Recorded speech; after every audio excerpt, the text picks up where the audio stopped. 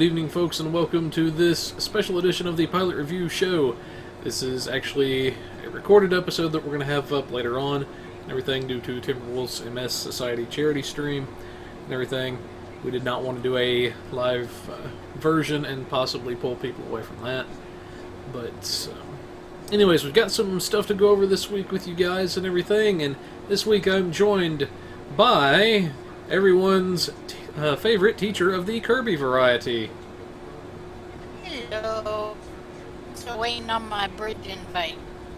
I can't invite you to this one, but yeah. I'll invite you to mine. To be friendly. Yeah. So there is a bit of a thing, which we'll talk about that in the Bugs Corner later on. But we also have everyone's favorite RP hologram, Artie. Hello. But Neela is in the channel. We think he has conked out on us and is catching Z's, snoozing, sawing logs, catch the drift. But yes, but we're gonna open with a story today. Remember? Oh dear. Oh dear. Hey, it was your idea. Okay, so It was. Don't you remember? as to what she's talking about, there's a little funny that happened during Ambassador Kale's stream this Wednesday, actually. He was doing the live stream and everything, and they wanted to have a scant contest down on Ryza. Of course, I was opposed to this. It's like, oh god, tell me you're not bringing Gornalicious down there. Well, sure enough. I remember Gornalicious from last week's live stream. Yes, the Gorn in the scant skirt. Yes, outrageous, lovely. You know, they're gonna have a scant party. You gotta bring the Gorn, right? So anyway, so I bring it much over Chris's objections. But So, sure enough and everything, she brings the Gorn down there, and they decide to have a contest over who's got the most outrageous scant, among a few other categories and everything. Well, Jesse Heinig, being the guest on Ambassador Kale's stream that week, judged Kirby's Gornalicious tune to have won the most outrageous. So, against my objections, she went down there and she won the contest. At least for that category. So, that is a little cool something that's happened this week. But yes. So Gornalicious, most outrageous. Gorn and scant. There you go. Aw. But You should see the colors on this. Gornalicious on Artie Bridge. in case anybody is wondering, Kirby is actually in the process of doing a video upload at the time that we recorded this, so she's probably going to sound a little bit robotic until everything gets cleared up and until she's able to finish the upload, download, whichever one of them things that she's doing. It's a load something. Either way, I have the universal translator up. We'll try to translate what she said. Yes. But anyways, we're going to go ahead and dive into some of these articles. I know there's some stuff that we did want to get through and everything. And the very big thing is the Advanced Light Cruiser bundle is coming to you console players out there. This is, I think you guys may actually have it as of now. This is basically the stats blog. We've had these to play with on PC for a while. This was the Tier 6 Miranda and the equivalents for the Romulans and for the Klingons. You guys got some light cruisers as well. But anyways, we'll take a look at the stats really quick. For the Tier 6 Miranda, this is the Reliant class. It is, you can get it at level 50. Starts out with a base hull strength of 39,675 at 50, and at level 60 has a 46,000 base hull. Shield modifier of 1.1. It's a 4-4 layout, so 4 weapons forward, 4 weapons aft, 4 device slots. Then it has a Lieutenant Commander Tactical Seat, Ensign Engineering, a Commander Engineering, Lieutenant Science, and Lieutenant Commander Universal / Pilot. 3 Tacticals, 4 Engineering, 3 Science consoles, base turn of 11. And it has the Potential Energy Entangler as the Universal console. It gets the cruiser package for mastery, so pretty good there. Then the fleet version gets I think it's a 4th tactical console for this. And I want to believe, if I'm not mistaken, that they have pretty much all of these same stats. Minor differences here and there, but they're minuscule from what I've seen. Yeah, slightly... Yeah, minor differences in hull. Yep. But yeah. Minor hull, minor shield modifier, but overall pretty much the same stats and everything. And then I think Romulan's got a battle cloak too, if I'm not mistaken. As they usually do. Yep, Romulan battle cloak. Now, one thing that did come up, and the reason I'm going to mention this, I think Kirby and Artie may know where I'm going with this, is the ability to use cannons on the ships. Because this came up initially when we got them on PC. Now, if somebody mouses over a set of dual cannons or even dual heavy cannons, you may notice that it says it can be used on a light cruiser, which you would think would be the Tier 6 Reliant as well. And what we did, we noticed, okay, I can equip this on my Romulan version, I can equip these on my Klingon version, but I can't do it on my Federation ship. What's going on? And the way it was explained to me and this came directly from Bordicus, who relayed it through Ambassador Kale, was that the reason the Tier 1 Miranda can use cannons is because at that low of a level, they don't want you to be able to pick up something and not be able to use it. Such as, if say you picked up a set of cannons and they are a clear upgrade to what you're using, they want you to be able to use it. So the Tier 1 is the exception and not the actual rule itself. So, just know in that case that it is referring to the Tier 1 that can equip them, or the Klingons or Romulan versions. But, comments about the ships, guys? I've been flying the fleet version of the Reliant, of the T6 Miranda, and I really enjoy it. It's a very nice boat. It's well-rounded for what it's doing.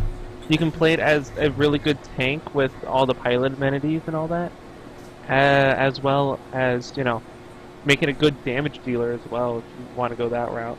From the way I've been playing it and looking at it, I have seen it lacking a little bit on the science route, unless other people have better builds. I don't know, but it does seem well-rounded for what it's meant for, being a light cruiser and all.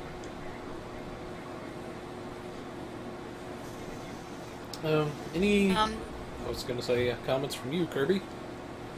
Well, I have not had a chance to actually fly one, but I have heard decent things. They're not bad little ships. From what I hear from those that are flying them, it is possible you can do damage while still having some survivability. Yeah, science is kind of its one weakness, because you're not going to get a lot of science skills out of it. So, but yeah, they are decent little ships. Not to mention, they look very schmancy for the RP aspect of it. I mean, I'll be honest, I only bought the fleet version of the T6 because I wanted the Soyuz. And that is actually something we should mention, is that for those of you that appreciate the more classical looks and everything, they did add some pieces in so you could do the Soyuz look, which the Soyuz basically looked like a modified Miranda. If anybody remembers that from... There was... Cause and Effect. Cause and Effect, that's it. Was that episode? From Next Generation. Wasn't there one? I want to think there was one more that had a Soyuz class in it. No, that was the only one I can remember that had a Soyuz. The other modifications of that was the Saratoga. You see it in the first episode of Deep Space Nine for that little beginning snippet of Wolf 359. And that's about it, I think. I kept wanting to think there was one more than that, but I guess not. But who knows? I'm sure someone will correct us. But overall, they are pretty good ships and everything. I've kind of putted around in mine a little bit. But, yeah, like I say, that is the only real major gripe I have is that if you want anything science-wise, you've pretty much got to set that Lieutenant Commander Universal as a science seat to get more than the 2 science powers. And at that point, I mean, you're kind of forced to either pick, well, do I want to focus more on my pilot powers, or do I want to use my science powers? So, I don't know. I could see doing a little bit more science out of it if you did it as or did the Universal seat as a science, and then just didn't go with that many pilot powers. Maybe 1 or 2. You might could. Oh, go ahead. As much get as much science as you can. Yeah, you'd have, I would say, no hours, and you'd go with just off the top of my head, Gravel 1, a Space Vortex.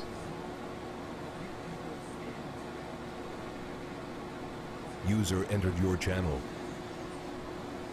It looked like Teacher grew by having another account all of a sudden. And I exploded. Yep, she exploded and she reconnected. But, User in your channel timed out. you were saying something about science. Yeah, I would go off the top of my head. Gravity 1, Subspace Vortex 2. The highest stabilizing resonance beam, probably the one I think, is the Lieutenant. And then, oh good lord, I knew there's something there that I would do and I forgot completely what it is. Probably 2 destabilizing resonance beam off the top of my head, and then science team and hazard emitters, and that's just top of my head basic. I was You know what I thinking, mean? as far as what tanks could do, I know some tanks like me, we like to have a little bit of something with a gravity well, at least I do anyway. I won't presume to speak for everybody out there that tanks, but what I'm thinking is for my Lieutenant Science, that's probably where I would put my Psi-Team, my hazard emitters. I would do a Gravity Well 1 on the Universal seat. I might put a Vortex, I might put a DRB. I'm not really sure if I'd want to use a 4th Science Power, but I mean, if I did, the option is there. And then probably a Lock Trajectory as my final power on that seat to have at least 1 or 2 pilot powers. But anyways, point being, you do have a lot to work with as far as these ships go. They're fairly decently adaptable, I think. But moving right along, we have our Enpecee, Lockbox, and Low-Buy ship stats. We do, and I'm so we have been hearing about the Miracle Worker set, and we finally have our 56 with Miracle Worker. So we have the first one, actually 3 ships, I believe. The Enpecee Shulkden Escort. This is a tier 6 ship. And you can get it out of the... you want to take over then? I guess I can grab this one. Okay. We are, like we say, Kirby is trying to upload something at the time we recorded this and everything. It's we were hoping the upload would be done by now. Her internet is not cooperating with her, but anyways, I'll go ahead and read the stats. From the lockbox, we have the Enpecee Shulkden Escort. And some of you may notice this one as the one that had the bug there for a while that was letting it appear as though it was larger than Earth spec stock itself. Which was great. And while it lasted. Even bigger than, and I actually got a little bit of a clip for this. It was recorded and everything, and I gave it to the guy that actually was piloting the escort for me, and he kind of showed it to a few of his friends because it was a visual glitch. And yeah, you could see at one point one guy pulled out a universe class, I pulled out a universe class, and we pretty much stuck them nose to nose, and his escort was bigger than both ships. But anyway, as far as stats go, this one you could pick it up at level 40, and that's the first time you can fly it. It has a .9 hull strength, so slightly lower than what I've seen some escorts have recently. It starts off at 27,000 at 40 and gets to 36,000 at level 60. It has a shield modifier of 1.4, so that is pretty high for an escort. Then it has a 5 forward weapons, 2 aft weapons layout, 2 device slots. For bridge officer stations, it has a lieutenant tactical / miracle worker, a commander tactical, ensign engineering, lieutenant commander science, and a lieutenant commander universal / pilot. So it is a hybrid ship. Then it has 4 tactical, 3 engineering, and 4 science, 16 degrees base turn. You get the peripheral refraction array as the universal console. You get the escort package for mastery, which is pretty good. Then you've got the experimental weapon, the proto-matter laced shelter for the heavy weapon. Or sheller. Not shelter, bleh, words. I can't words today, people. But basically it splits between kinetic and radiation damage to the target, and it is increased against foes the closer they are to being directly in front of the ship. Then you've got the refraction array. It's a passive boost to shield hardness and regeneration. And then console, it says the console represents the current pinnacle of Zenkethi's shield technology, allowing the starship to massively increase their defensive capabilities along all non-forward shield facings. The forward array is instead turned to offense, increasing the damage dealt by the starship's weaponry against any foe within their forward-facing 90-degree targeting arc. So basically this thing is designed to zip around like you would expect from an escort, and to be facing forward. You've got I guess that's also for its, that console will also balance it out with its .9 hull and all that. Indeed. Then oh, go ahead. This one, it looks like, it also looks like the shields are going to pretty much behave if you're using this console. The shields are pretty much going to be able to connect the shields that we've fought so far in game.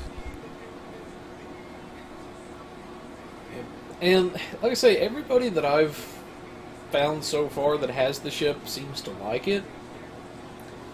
And then the trait that you get is the symmetry trait. It's while this trait is slotted, using any shield healing bridge officer ability will cause foes near the healed ally or self to suffer an amount of shield drain proportional to the amount of shields restored.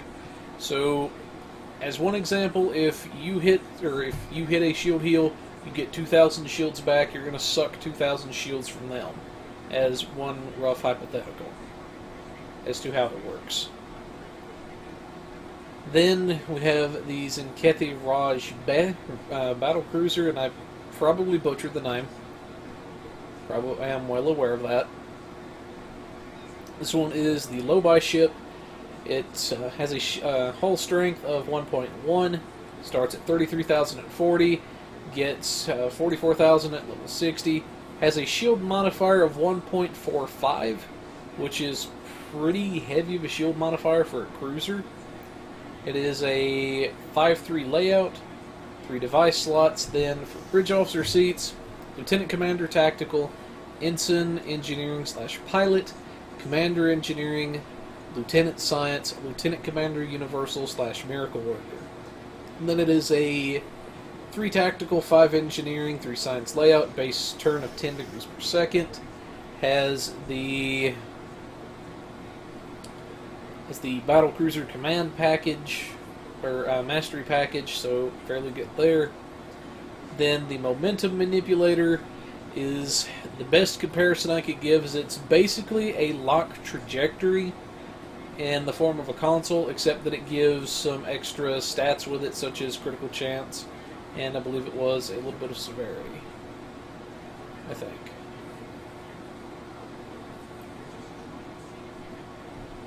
Let me actually, since I'm on my Zunketi ship, I can just go ahead and pull up the console for you guys. Yep. It locks the current trajectory and everything. Then it does a -1 second to bridge officer cooldowns. Then 5 to 10% crit severity, 5% or 5 to 15% crit chance. I can't read today apparently.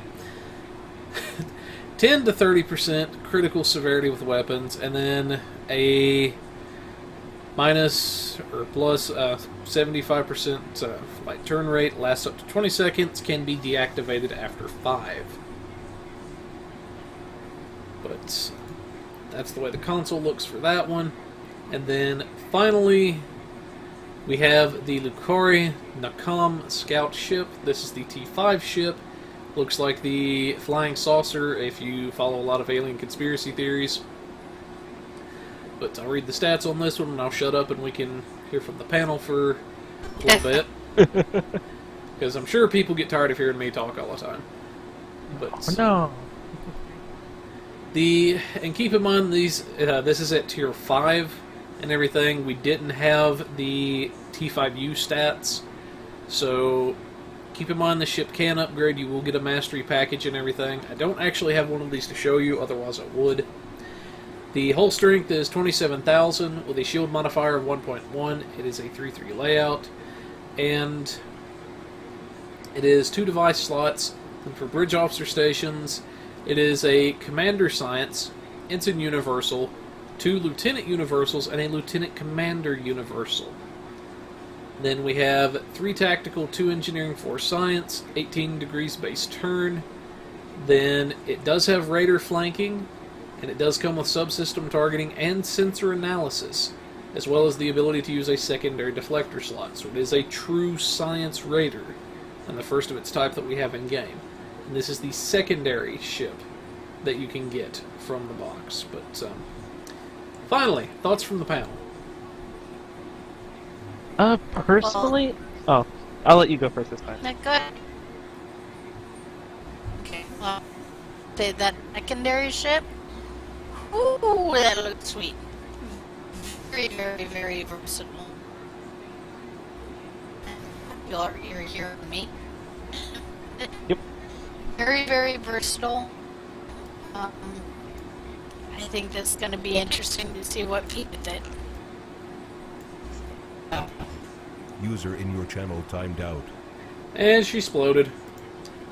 Well, from what I'm pretty sure what she was getting at is that the T5 ship, the science raider, the scout ship, is going to be very versatile. You can do a lot with it, as since it's a scout ship, it's basically a mix of science and whatever raider stuff you get from it. Which, to be honest, just having raider flanking on anything makes it an automatic must. So. There she is. I think she's back again. Yes, I'm back again. Cool. I basically just said everything that you were saying. Yep. Yeah. Cool. But So yeah. Besides the scout ship, I also have to see that the Enpecee cruiser, from what I'm getting at from reading the stats and all that, even though it's a slow-moving cruiser from what it seems like, it's meant to have forward-firing weapons, like slowly turning like you're a turret, following your target, instead of having it go broadside. But I'm not too sure. I don't know.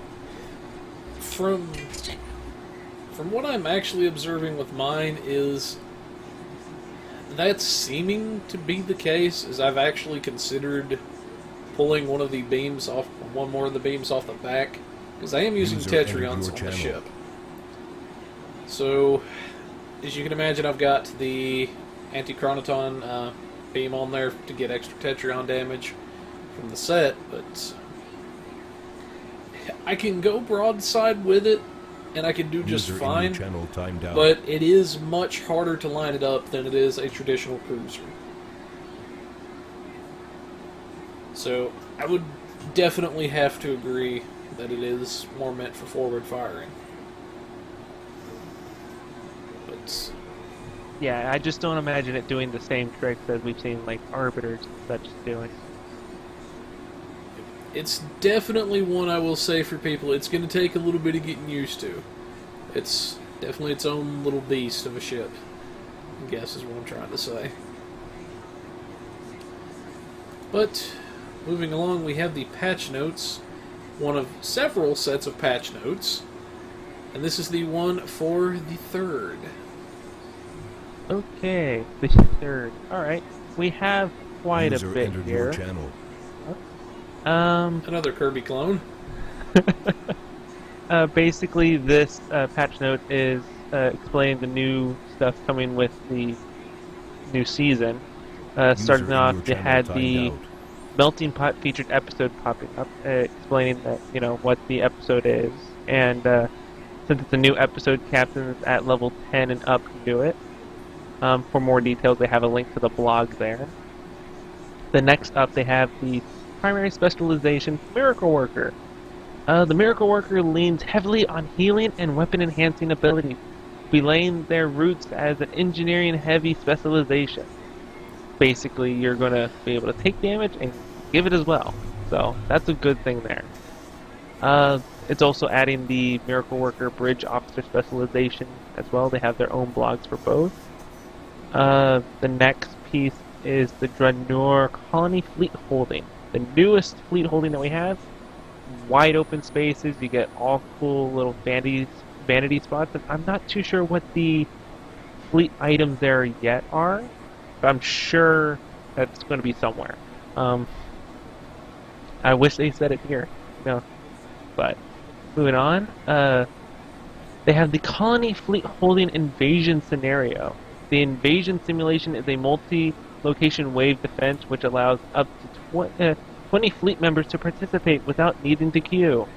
Just travel to the Draenor Colony Fleet Holding to start the User event. in your channel timed To out. access this event, players must obtain 3 tokens from the fleet project.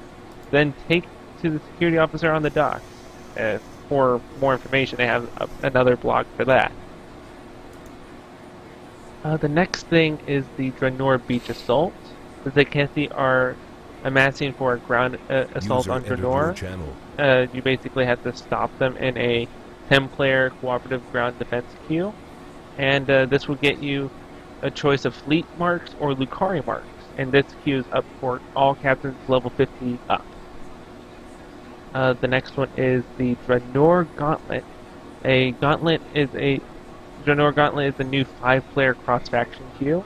You get to join the Kintari Lucari colony and basically hold off any attacks from orbit. And this queue is designed for level 60 players with normal, advanced, and elite versions, basically putting you through your paces.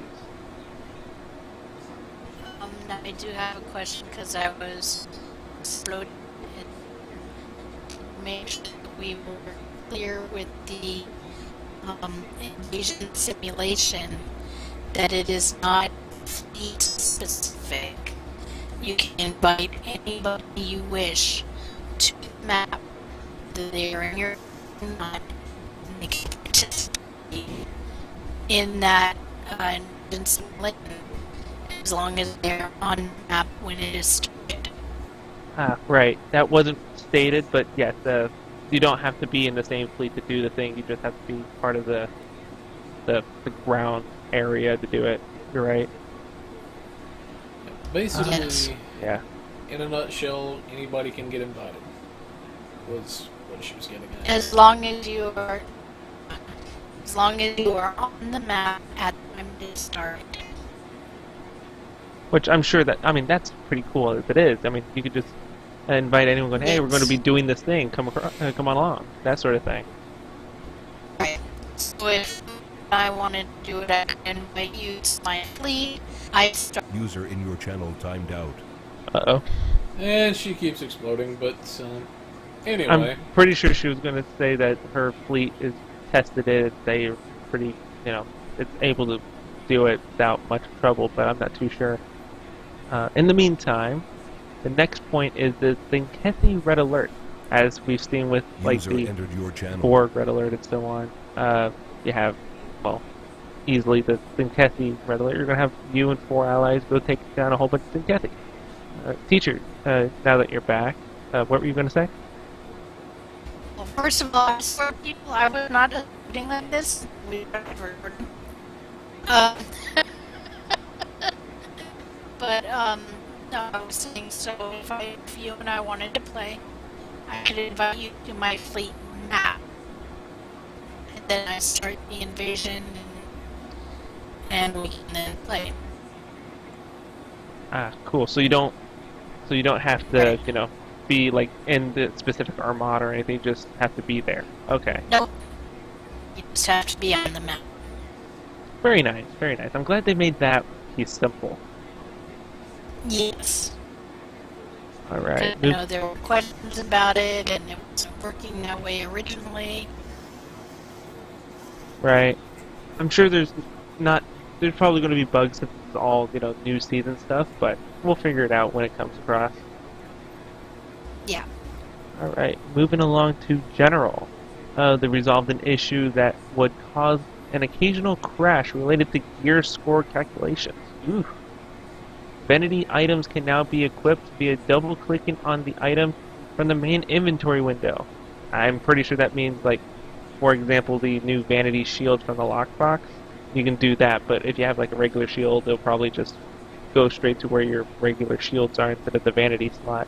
So, match times are displayed more accurately, which is always a bonus, because you never know if you want to wait 5 minutes and if that's actually 5 minutes.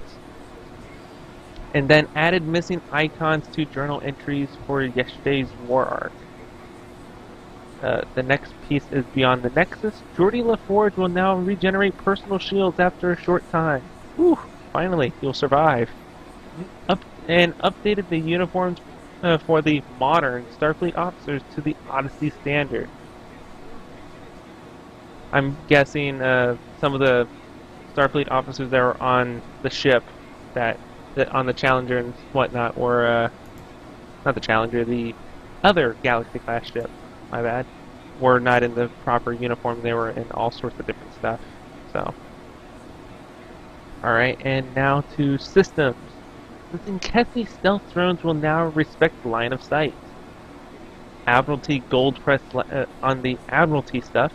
Gold Press Platinum rewards from Ferengi Admiralty assignments have been reduced by the amount of 80%. In place of these reduced rewards, the assignments now also reward energy credit proportionate to the amount of GPL that has been removed.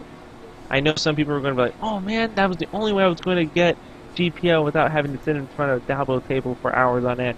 Well, you're still going to get a substantial amount of GPL, because, the Ferengi Admiralty stuff.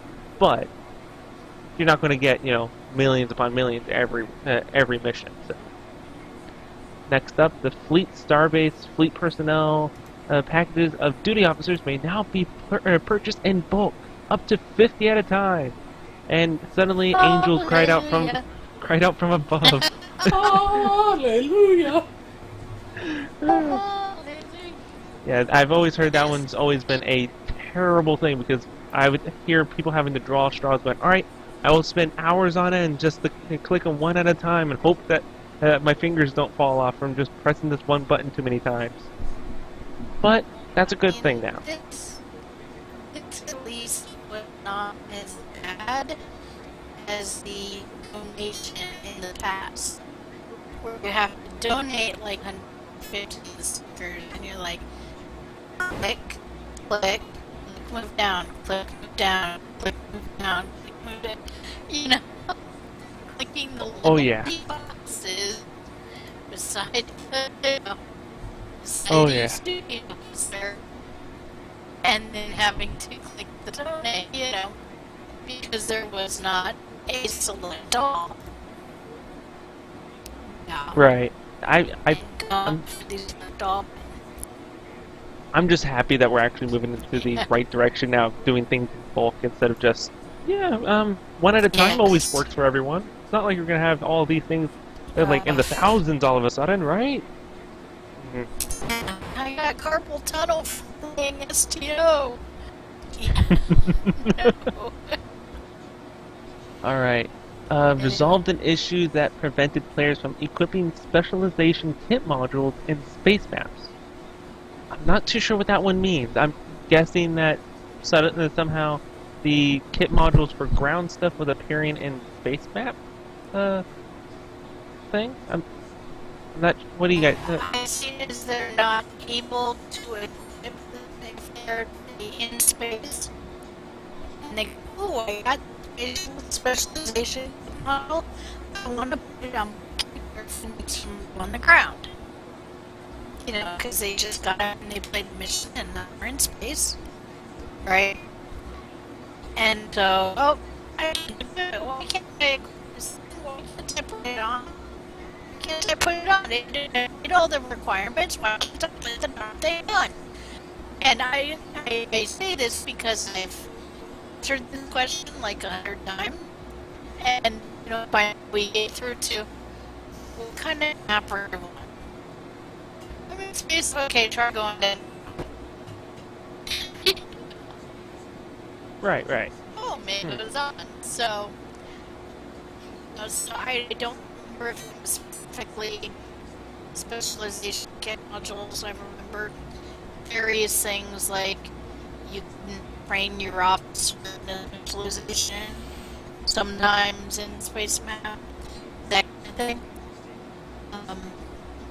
The thing is, it does happen, and you go through all the things, and oh no, you're gonna just go to ground. So this is actually a good. This is gonna save headache question from me to go to people.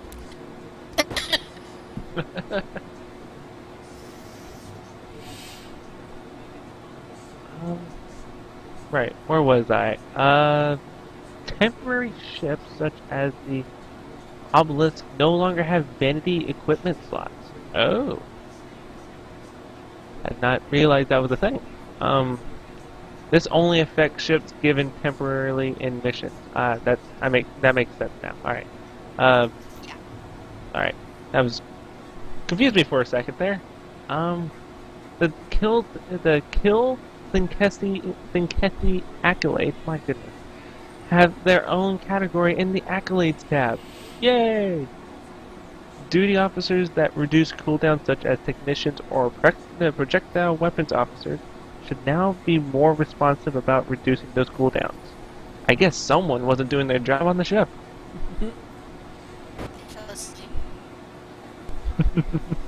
Ships called in by fleet support, as you would see in like the fleet action, the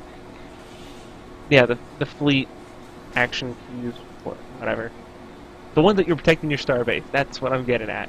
Now have a hard cap time limit of 5 minutes Timed out. instead of remaining indefinite when in combat, which is now understandable. It makes it a little bit more balanced because quite a few of those ships, even though they were, a one-time use kind of thing, they do get very overpowered. As I know there was one that you called in a assault cruiser that would lay mines everywhere, and it would get in combat, continue laying mines the entire time. Those mines would devastate anything because they bunch up in like 15 to an area and just all attack one little guy. It's terrible, but I mean not terrible, but you know what I mean. Your channel. Right. Yeah. Resolved a display name issue on the Nakul battlecruiser where it was named Archeros and by default instead of Archeros, which that's a tiny misspell, I guess. Instead of Arc, Yes. it's Arch. Keros or Yeah. Ancheros. This change will Archeros only versus affect Archeros. newly commissioned ships of versions of this ship. Okay, so I guess. Well, okay. Yeah, I guess that's just, you know, it's a very simple name change thing. It's all it is. Yeah. Alright. And hard capping the fleet support is an interesting one. Oh yeah. We were talking about think how I some of know them weren't on why. it.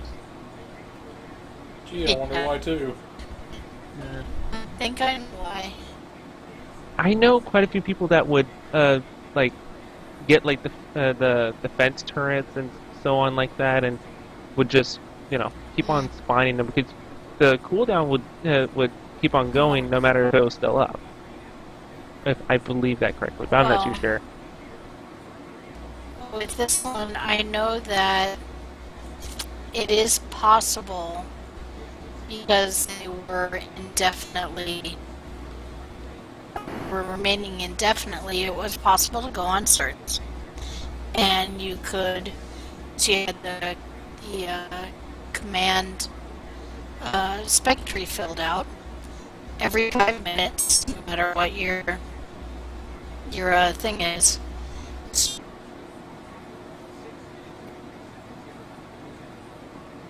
And User entered your channel. yep, there we go. There's Kirby clone User number in your 5. channel timed out.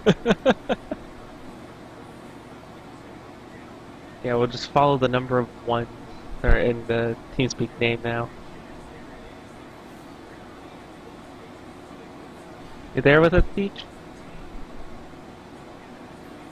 Nope, I think Teacher exploded again. Here we go. Oh, there we are. I could hear you, I just couldn't respond. Weird.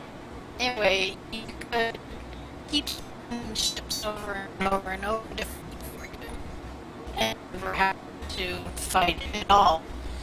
And in some maps, there were infinite battles. You could have your fleet support fighting the battle and getting you expertise for hours and hours and hours and hours. Even if there's a time limit to the whole And scenario? it's infinite battle for shots. Oh, okay. There are some maps that some of them have been retconned, but most of them, I think, most of all have been retconned. I think all of them at this point have been retconned. At some point, there were maps in the game that you could have an infinite battle that would never end until you left the map. So if you missed the spot and where you were out of the battle and just kept found a way to keep it in your fleet support every 5 minutes, you could have a whole army of fleet supports doing the battle for you.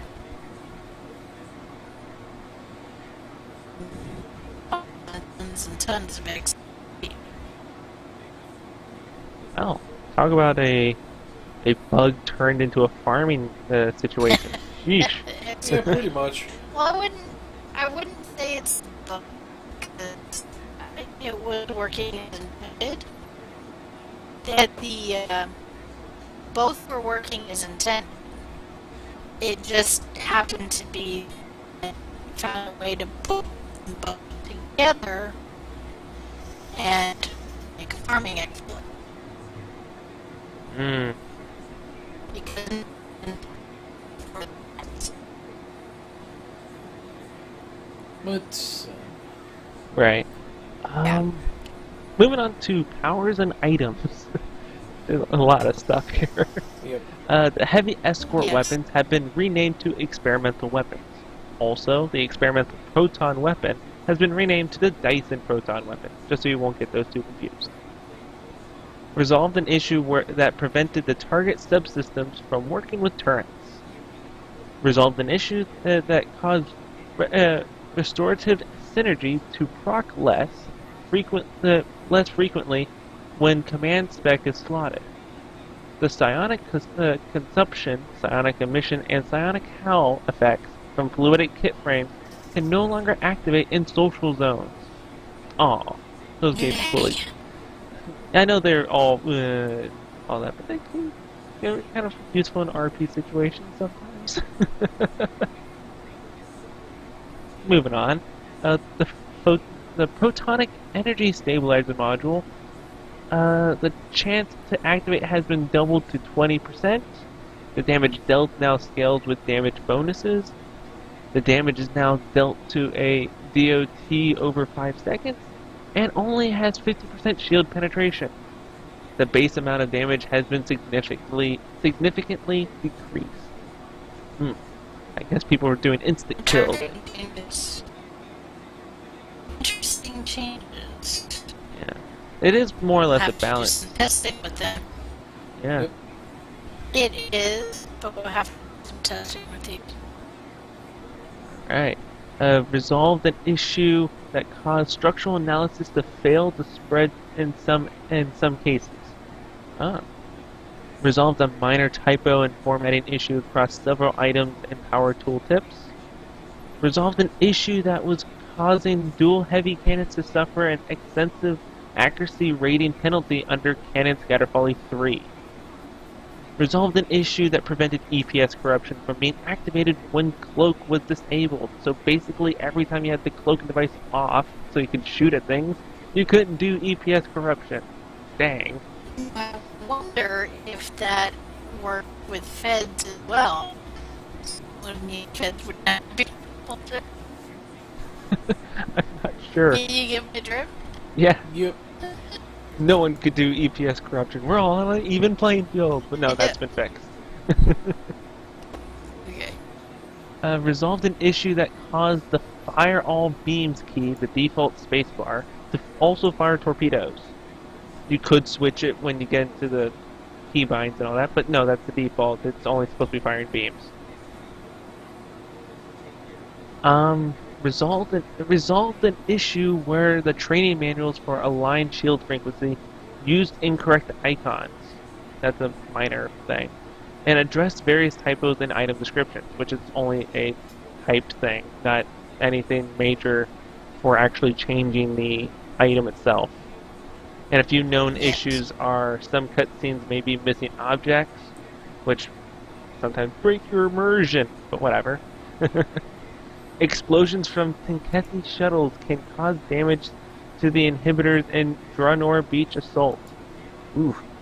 And Enpecee critters in Dranor Beach Assault do not always aggro appropriately.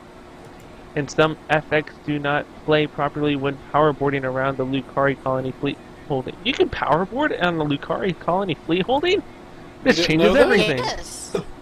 I did not know this. This changes everything.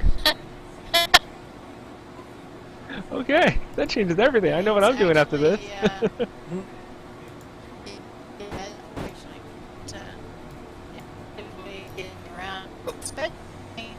To get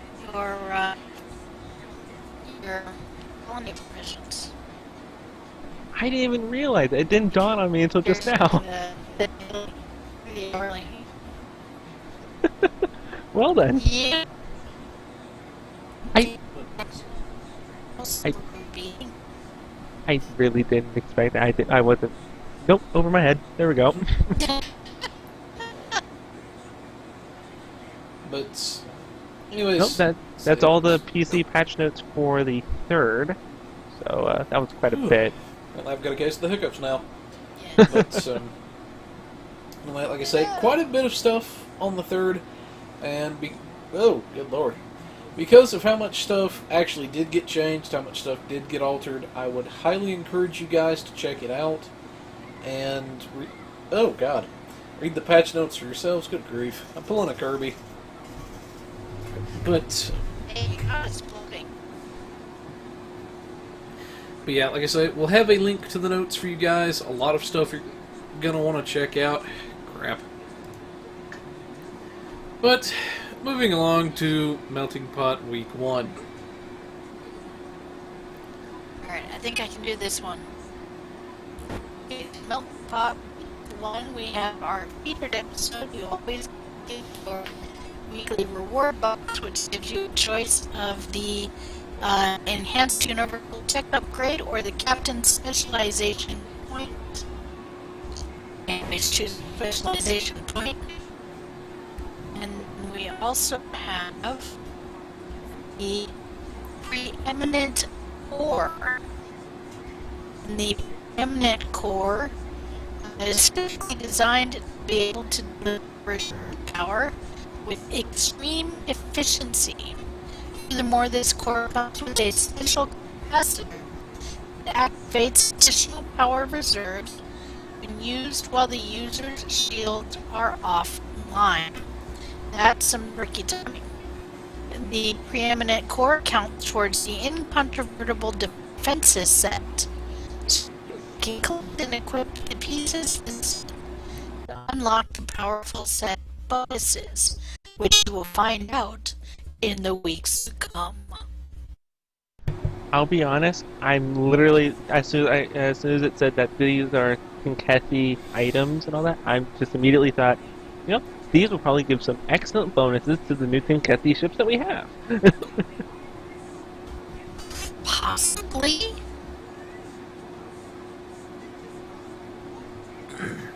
They definitely look like they're going to be focusing on field bonuses. If you're into tank, this might be the set for you. Woo! Good lord. Yeah, hopefully when the rest of the set comes out, we can figure out how it fits in new builds and whatnot. Yeah, I'll be testing it out for sure. From what I'm seeing so far, I don't know that I would say... crap. I don't know that I would say it rivals the Kobali. I think it's... well, yet, anyway. I think that this one potentially has to be the polar opposite of the Kobali, if that makes sense. That instead of it giving a group heal and all that, it just hardens your defenses more instead of giving you heals. The best way I know how to describe it is the Kobali set gives you more healing up front. Well, more burst healing, I should say. And everything. That way, if, say, you drop really low... crap. You can smack the 4-piece bonus. You can get back to full pretty quick. You can regenerate a lot of health. Whereas this, from looking at it, is just going to negate a lot more damage up front. At least, that's what I'm seeing anyway, and I'm grabbing a drink of water. We Yeah, I will have to agree discuss on this in the Phoenix box. Yeah, I have to agree with... But anyways, Phoenix box, getting water. Okay. Phoenix box. Would you like to do Phoenix box or shall I?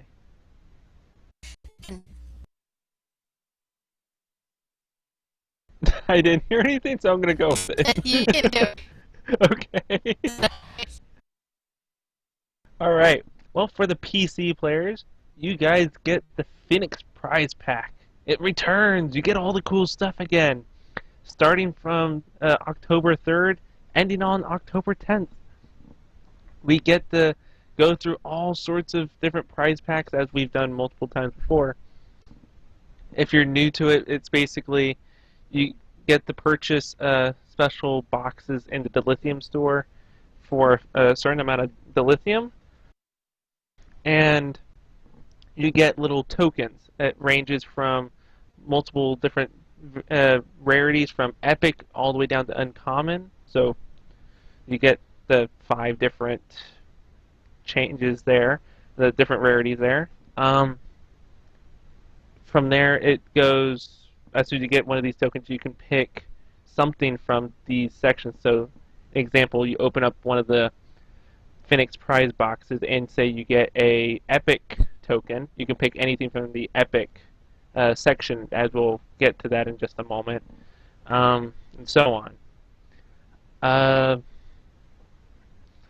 But you can, before I get down to the list, the higher the rarity of the token, if you don't want anything from that And back. section, you can always drop it down to having 2 of the next token down, and so on and so forth. Basically exponentially and all that. But to the items in question, starting from the epic rarity, you can get the Breen Resreth Dreadnought Cruiser Tier 6, the Breen Sarthlen Carrier Tier 6, the Kobali Samsar Cruiser Tier 6, the Krenum Science Vessel Tier 6, or the Fringy Nandi Warship Tier 6. All really good catches, to be honest. Moving on to Ultra Rare, you get the Jem'Hadar Attack Ship Tier 5, the Breen Chelgret Warship Tier 5, the Breen Presh Brek Heavy Raider Tier 5, the Ryzian Corvette Tier 5, Ryzen, I can never pronounce anything these days. The Ryzen Corvette, the Ryzen Luxury Cruiser Tier 5, or the Voth Bulwark Dreadnought Cruiser Tier 5. Moving down to very rare, you get some oldie things that you may have seen in the event items and reputation and such like that. And old events that you might have seen in previous days, such as, the Red Matter Capacitor, the Universal Kit Module Crystalline Spike, Zephyr Cochrane Shotgun, Crystalline Energy Torpedo Launcher, the Tritanium Rending Batleth, which is PDF only, which is actually a really cool looking batleth and really good if you get it to, I think you can upgrade it, I'm not too sure. As well as the young Navnov. It's a vanity pet. It's the pink little octopus things you see on New Romulus, but that's also Romulan only. Moving down to rare, you get Crystalline Shard, which is a vanity space pet. Console Universal Crystalline Absorption Matrix, which you might have gotten from one of the Crystalline Entity events. Console Tactical Automated Defense Turret, which is actually very simple. It just gives you an extra turret, and it's in your consoles instead of your actual weapon slots. The VSS Tanis Admiralty ship, which is one of the large Voth command dreadnought ships that you may see flying around. The city ships that you see. It gives you plus 50 everything, and it already has almost 50 on tactical science and engineering or whatever. So it's plus 50 if it's alone as well. So that's something. The Hakiv Mirror Universe Duty Officer, the Mariah Kilar Mar Duty Officer, Aang the Vicious Duty Officer, the Automated Personnel Unit Duty Officer, the Tactical Exocomp Duty Officer Federation only, and Goshi the Augmented Duty Officer KDF only. Moving down a little bit lower to our final group, Uncommon, which has a lot of things, which has a lot of interesting things that you may want, including the Radiant Tribble, which I'm not sure if I can actually tell you what that one does real quick. It gives 5 dilithium every hour. Plus, yeah. Since I don't remember a band, but I remember it gives you every I got the store up real quick, so I'm able to actually see what we got for these tribbles. Alright, so yes, the Raiden Tribble plus 5 dilithium max once per hour. It gives you a 2.5 bonus energy damage for 3,600 seconds, as well as 2.5 maximum shield capacity for the same amount of time. The next tribble is the Mole What? 3,000 an hour.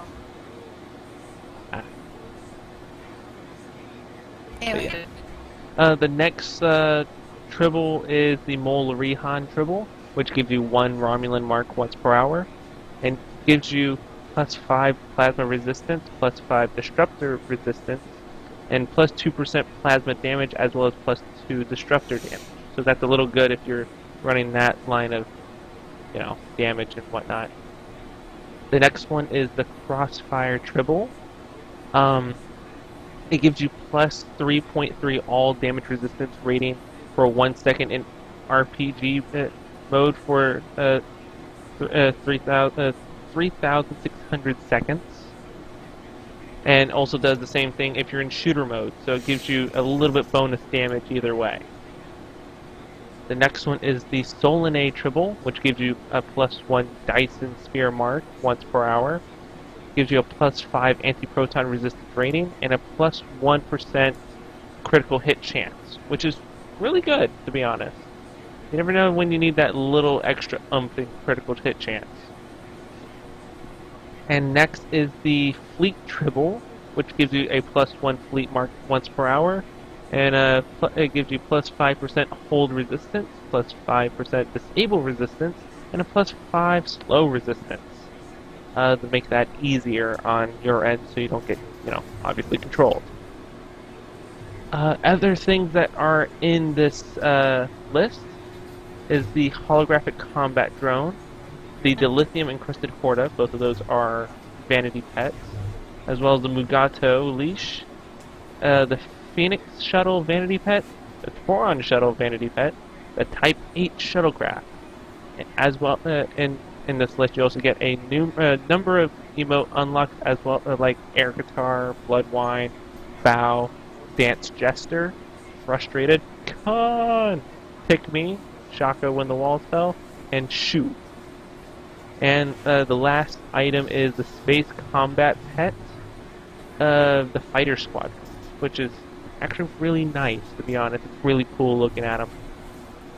The Phoenix Prize Pack will be available for a limited time only, so act fast if you wish to make the best use of this promotion before the limited access items or once they get sent into retirement. Now, before we move on, I would like to point out that you can get a free box if you go to Grim on Drozana, and what was the one on Deep Space Nine? Oh, no. I do not remember that guy's name. Oh, But NNA.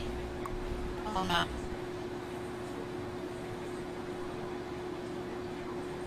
But yeah, you can get a free one Phoenix Prize Pack from one of the Ferengi on Deep Space Nine or Drozana, so that helps you there if you don't want to spend as much dilithium. Okay, so that's basically the simple thing. I know, Kirby, you had a video on this before about explaining the whole 9 yards, right? I believe I did have to go back and check. But there is one thing you left off, which is the Phoenix tech upgrade. Ah, I know right. it's not listed in this list, but it does come up in the store. That is a very nice tech upgrade. It gives a huge amount of points. Yes, And it gives you. it is affected. Yep, go ahead. It gives you a 51,000 technology point upgrade, just standard quality improvement chance, and it can be used on any upgradable item. And I believe, Kirby, you're about to say it does work on upgrade weekends, right? Yes, it gets doubled on upgrade weekends, that amount of points. So that would be 102,000. And the biggest thing about it, not require lithium. Oh, right. It has no dilithium Are cost, some, so that works. right, 0 dilithium cost. You can use that without having to pay any lithium for it. The other thing, a couple more things to note. If you're going to use dilithium to buy it, you're looking at 4,500 for a single pack, 40,000 dilithium for 10 pack, for a pack of 10. And they do give away one free every day at Grim and from Grim and Ona on Deep Space Nine and Rosanna, respectively.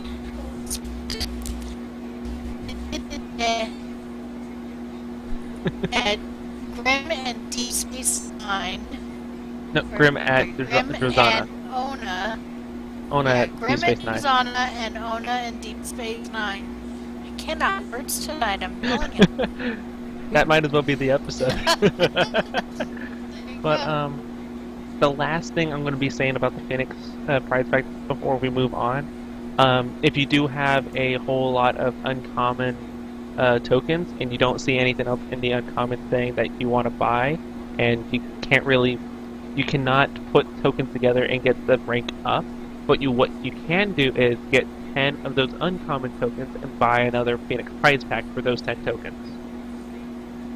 So you can always get another prize pack if you have a whole lot of tokens somewhere.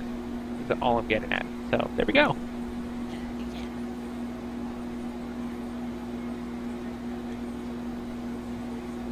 But yeah.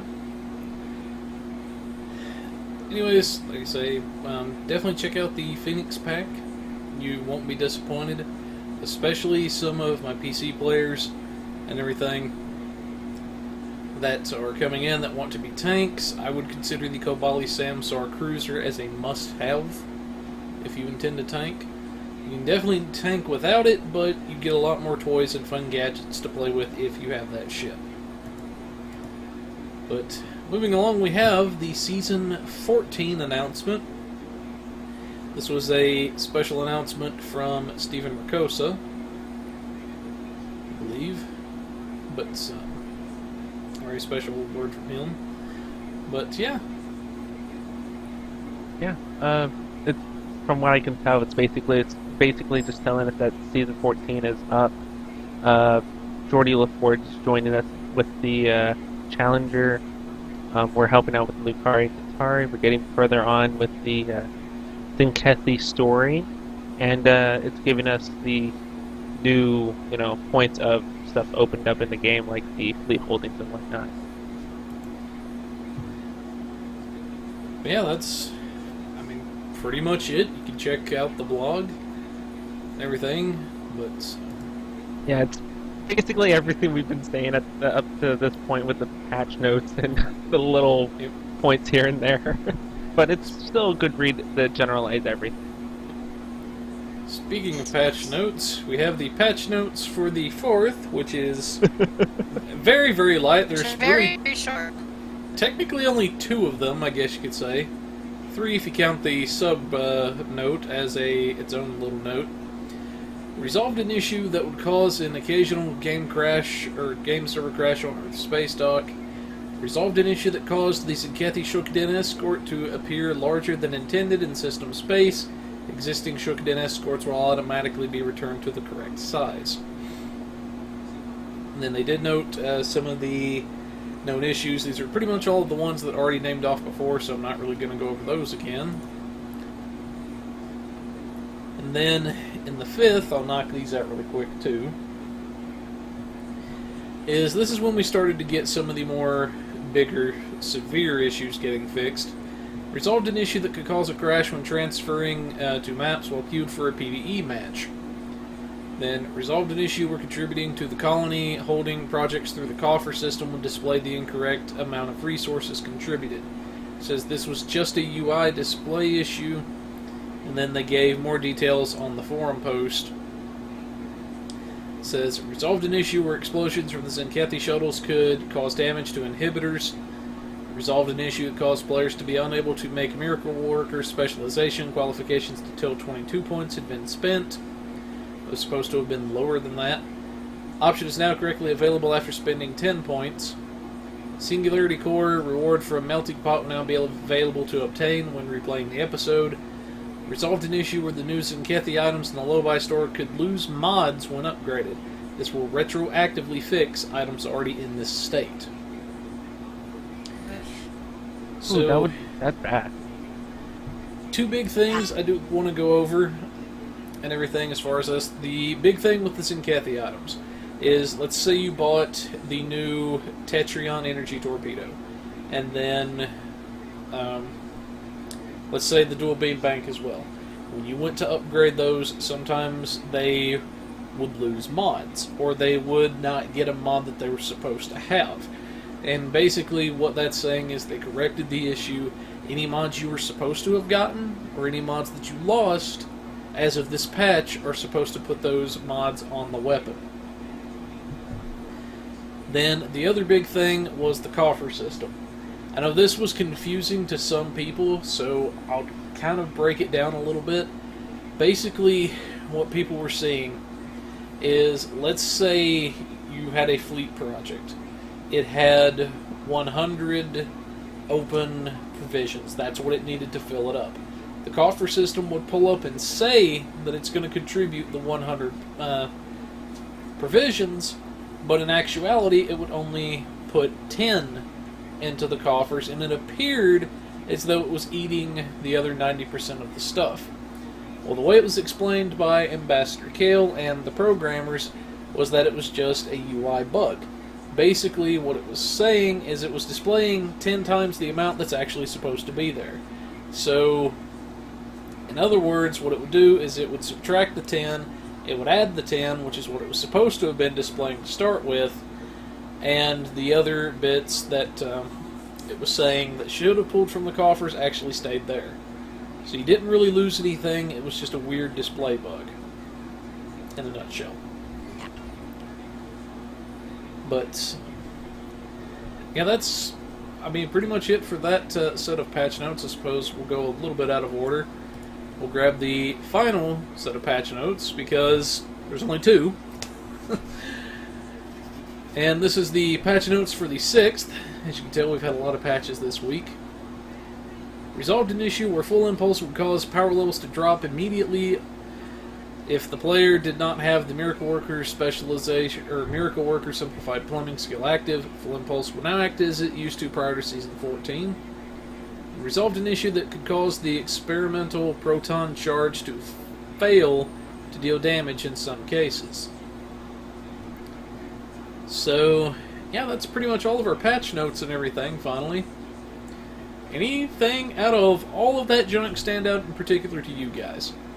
No, I'm just happy that they're, getting on the ball of fixing issues that appeared as soon as they launched Season 14, because if those persisted, for up to next week, some of the major ones that we saw being passed on, being fixed, that would have really cut some, game time for a lot of people, because, if they didn't fix the point where, you want to get into a PvP queue, but then you crash, if they weren't able to fix that, but were able to fix other things, that would cut down a lot of game time for people wanting to do PvP queues and whatnot. So I'm glad they're on the ball for that. Oh, go ahead. Definitely, I'm glad they're on the ball for things like that. But yeah, the experimental proton charge failing to deal damage. That's not good. So I'm glad they fixed that. But in Miracle Workers, seemed like it was doing the opposite.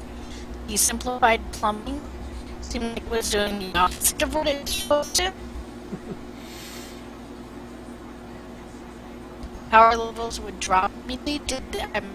They did not rise in the Yep. But is that, I don't know. anyways, Not. Oh, go ahead. Yeah, that seems like it was a big one. But anyways, we will have all of this stuff up in the notes for you guys once this episode actually gets uploaded. I know there's a lot of stuff that we went through as far as patch notes. I do encourage everybody to read them, go over the blogs, kind of sit down, figure out how it's going to affect you and your fleets, because there is a lot of stuff to it. There is a lot of patch notes this time around. And then, finally, for our last article, we have a 20% services sale for console. Would you like to take this one? This is from, this is from October 5th until Monday, October 9th at 10 a.m. Pacific Standard Time. So they're having a 20% off sale on services listed below. Now is the time to purchase them. So there's a character select, count chair bank slots, bridge officer slots, captain rename token, captain retrain token, slots, duty officer roster slots, duty officer roster slots 25 slots, inventory slots, outfit slot, loadout slots, ship slots, dry dock slots, and lifetime subscription. So this is the time now you're a free player and you have not gotten your count link, so you get your 10 slots, and that'll give you your account book. Very, very handy for moving things, passing things from one thing to another. Any other suggestions, guys? No, that pretty much covers it. My end. It's just Yeah. I'm happy they're doing a sale because they're console.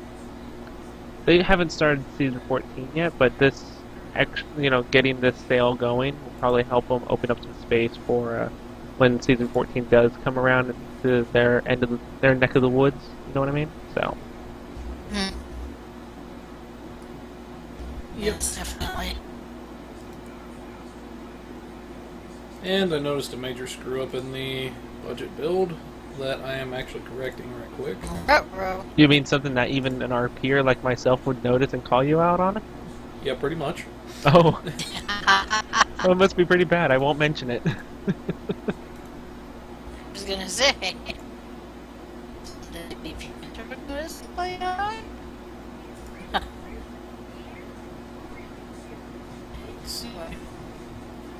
Let me correct that mistake.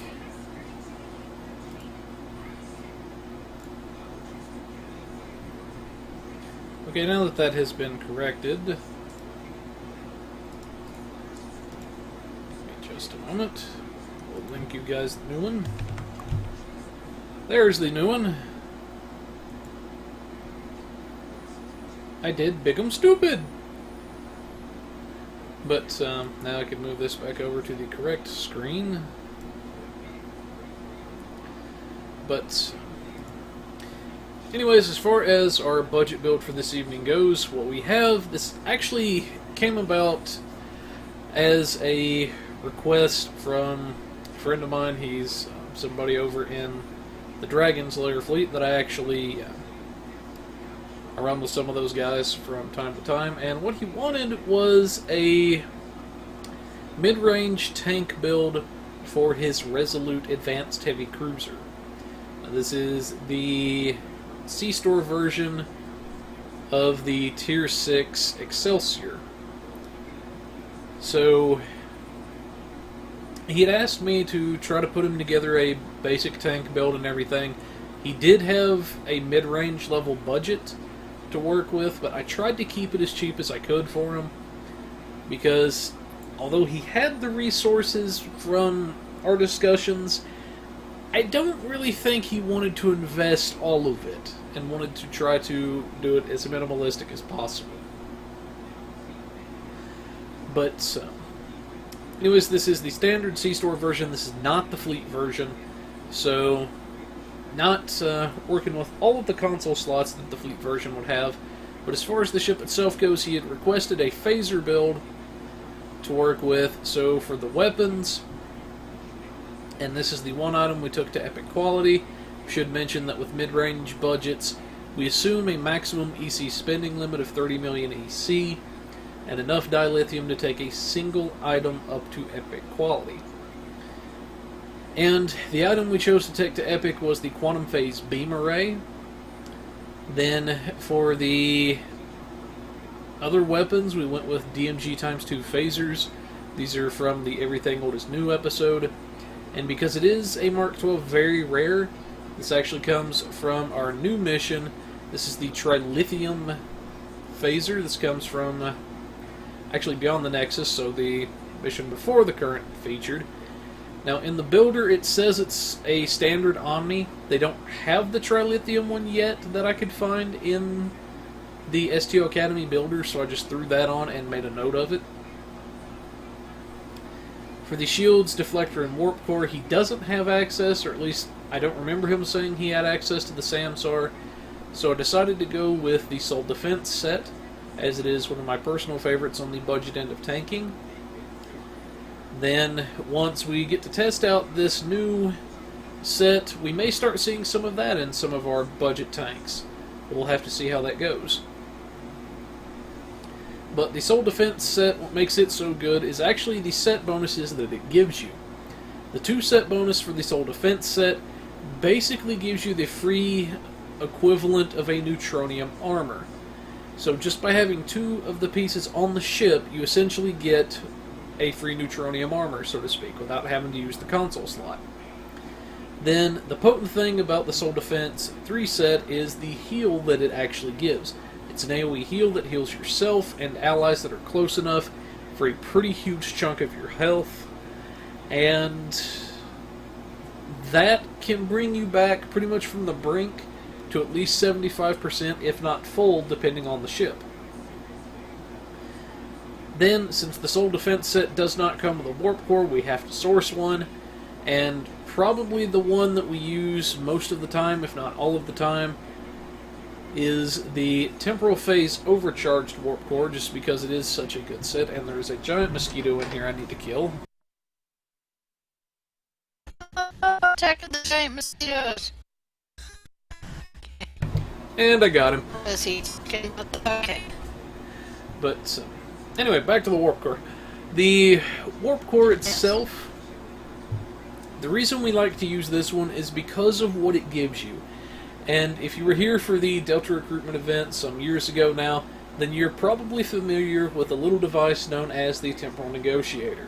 And what the Temporal Negotiator does is it cuts your bridge officer cooldowns in half for the duration of the device.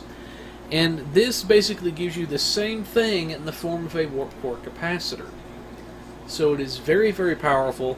Even in some of the higher end builds I've seen it appear in, it is very potent, definitely not a warp core to sneeze at.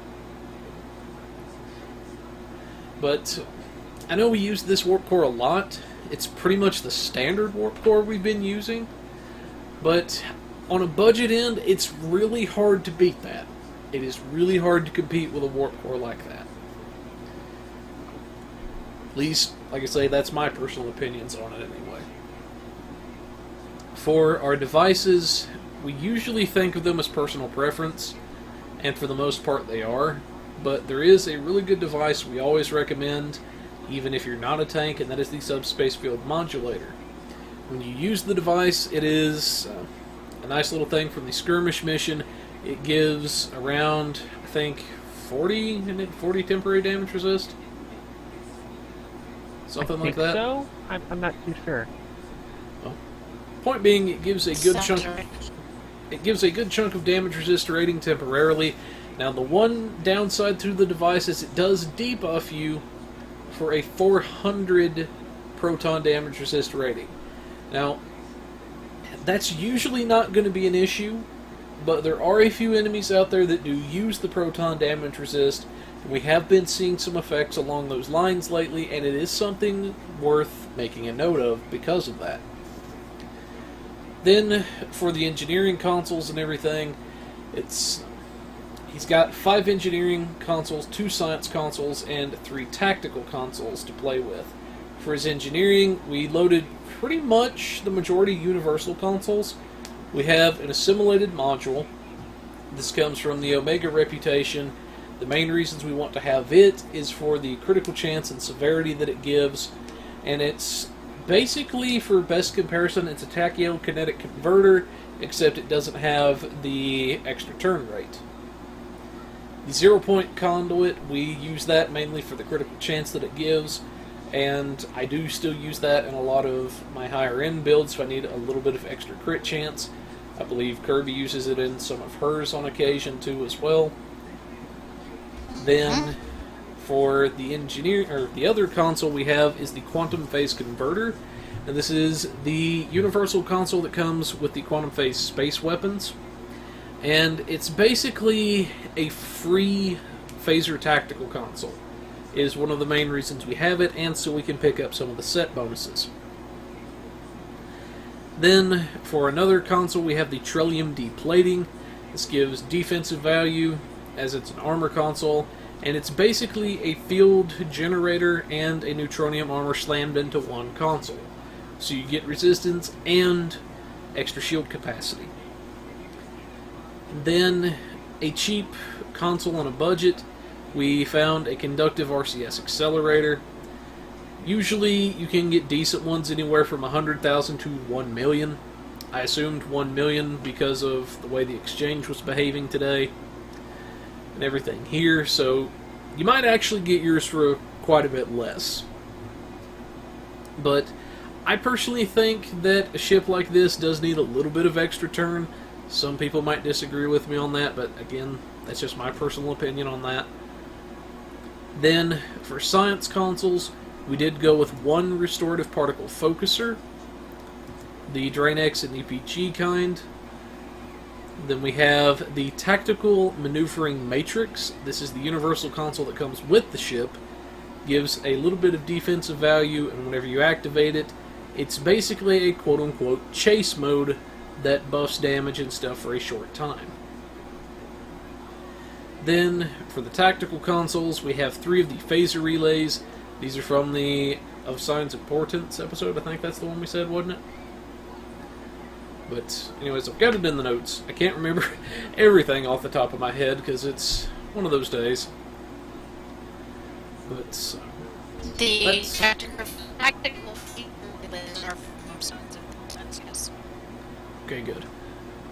So, Kirby confirmed what I was saying there about it being from the Of Science Importance. Looked at, But, do you remember? I do now. I do now. Yes. It's been a long day. In case people are wondering, once this goes up, I'd been helping Timberwolf out with his stream and everything for the charity event. I'd been streaming for pretty much 10 hours nonstop, so my brain is a little mush at this point. But anyway, that's the equipment we've got on the ship and everything. Hopefully you can kind of get an idea where we're taking it and everything. Now, as far as the skills go, like I say, this is pretty much the standard build I use for tanking. Now, I do switch a couple of points around in my personal build and everything, but it's only a 2-point difference. It's not going to make or break anybody. But 1 point into shield and hull restoration each, 2 points into shield and hull capacity, all 3 points into energy weapon training. Then we have improved DPS flow. We have impulse expertise, 1 point. Then we picked up the improved control X and drain expertise. We've got the targeting expertise to offset some of the firing penalty to thaw and other firing modes, or the accuracy penalty, I should say. Advanced defensive maneuvering. That way it makes us harder to hit. We maxed out all 3 points into the armoring abilities for extra defensive value. Pick up all 3 points into shield hardness, so our shields take less damage. Then we max out our amplification and specialization, because that gives us a lot of free severity and a lot of free critical hit. Then we have defensive and subsystem, and offensive subsystem tuning, 1 point into each of those. I picked up all 3 points in exotic particle gens and long-range target sensors.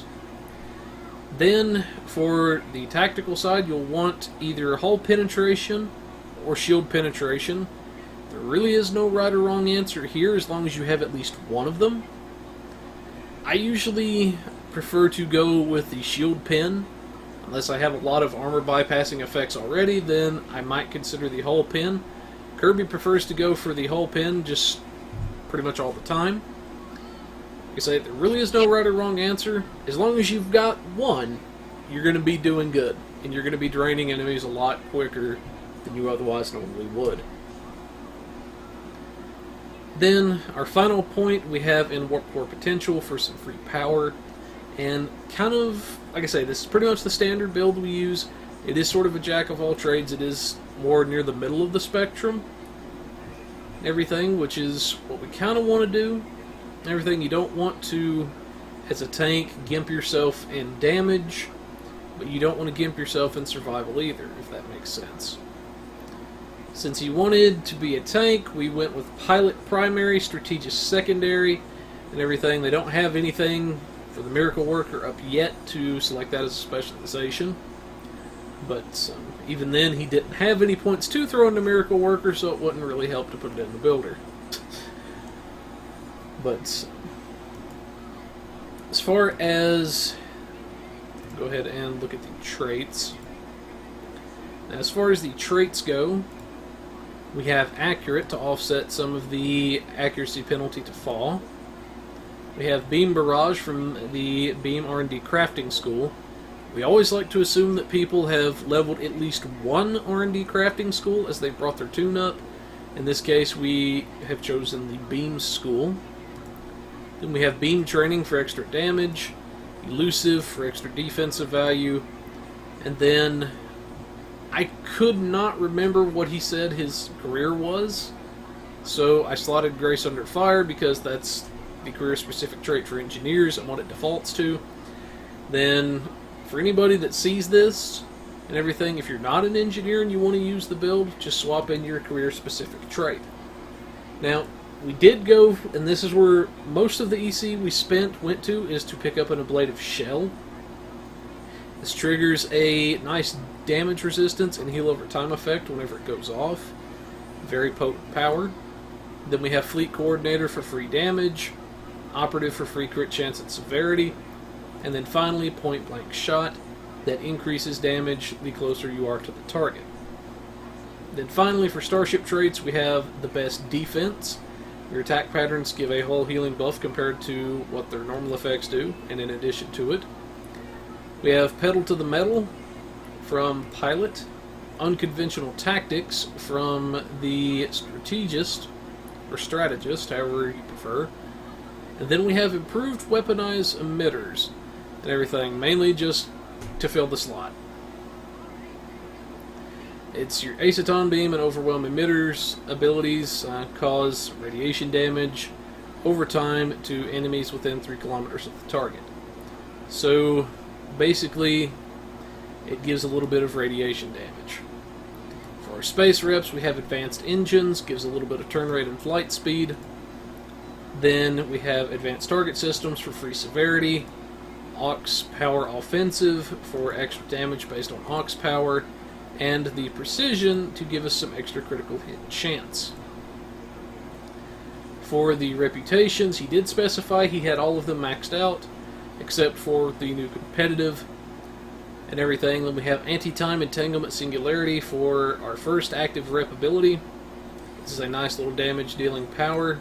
We have Biomolecular Shield Generator.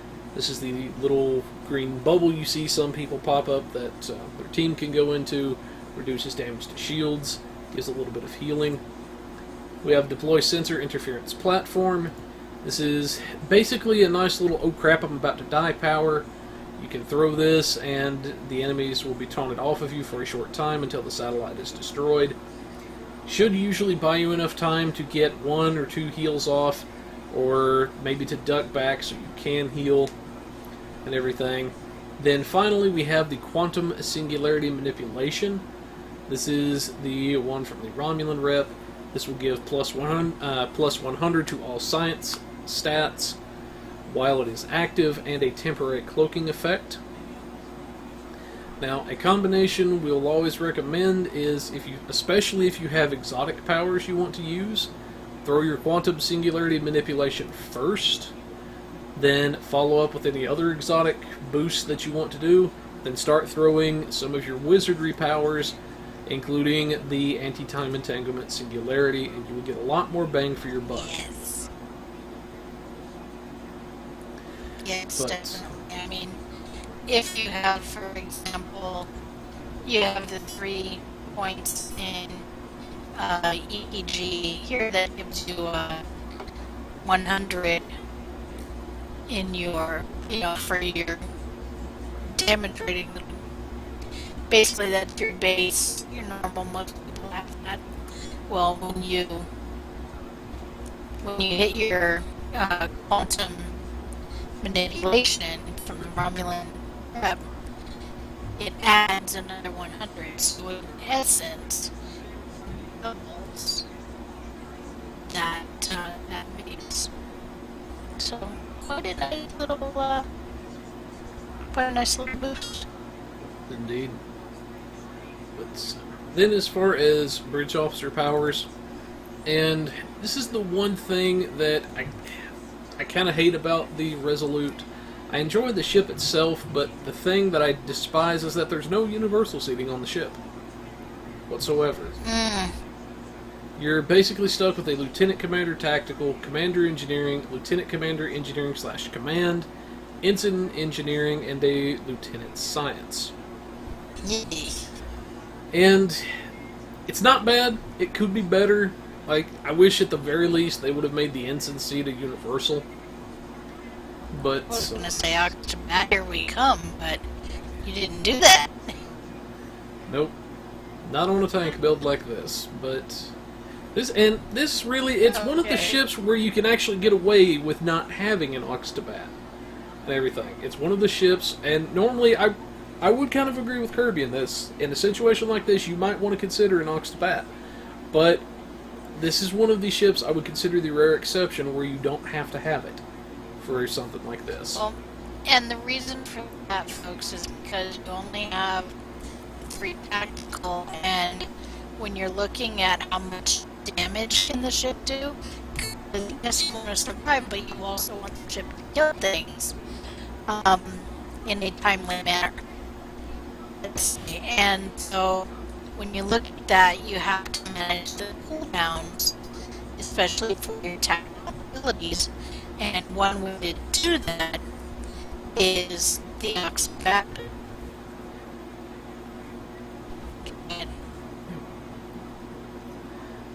But, anyways, getting into bridge officer powers and everything. For our Lieutenant Commander Tactical suite, we have a TAC Team 1. This purges certain debuffs like boarding parties and automatically redistributes your shield power to whatever facing needs it or wherever you're getting hit. Then we have Attack Pattern Beta that debuffs the enemy. And then Beam Fire at Will 3. This lets you pretty much smack anything in range with a beam. Don't really need too much explanation on that, I don't think. Then, for our Commander Engineering seat, we have an Engineering Team 1. This purges, again, certain debuffs, such as those annoying probes from the Iconians. It purges that virus. Then gives us some hull healing. For Reverse Shield Polarity, it converts a lot of incoming damage into shield power. It's a nice little quick shield recharge when you need it. Then we have the Emergency to Weapons 3. This gives us some weapon power as well as increased energy damage for a short time. Then we have Warp Bubble 3. This debuffs all enemies within 4 kilometers for roughly half of their damage and everything, and I've yet to see a hard upper limit to this. So pretty much if you could group 50 guys into a little 4 kilometer radius, you smack that power. For the duration of the power, you're essentially only fighting 25. So it can be a very big lifesaver if you play your cards right. Then, for the Lieutenant Commander Engineering / Command, this is where we started to take advantage of a lot of the command powers. We have our Overwhelm Emitters. This basically sucks shield power from the enemy and adds it to you. And because of the trait, we'll also be dealing some radiation damage.